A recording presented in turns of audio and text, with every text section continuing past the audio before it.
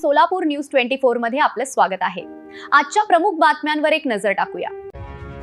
सोलापूर जिल्ह्यातील माळशिरसमध्ये नातेपुते जवळ जुन्या पालखी महामार्गावरील नीरा उजवा कालव्याच्या पुलावरून मुंबईहून फोनशिरसकडे निघालेली इर्टिगा कार आज पहाटे सुमारे 5 वाजता थेट पाण्यात कोसळली।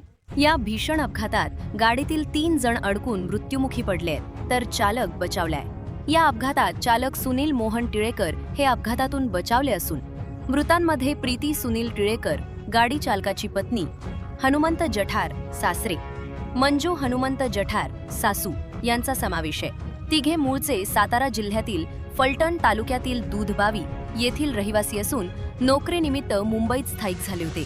स्थानिक तरुणांनी तातडीने पाण्यात उतरून गाडीचा शोध घेतला। विशाल वायकर व त्यांच्या सहकाऱ्यांसह पाटबंधारे खात्याचे शाखा अधिकारी घटनास्थळी पहाटेपासून हजर आहेत। पोकलेन आणि इतर साधनांच्या मदतीने गाडी कुठे अडकलीये याचा शोध घेण्यात येत आहे।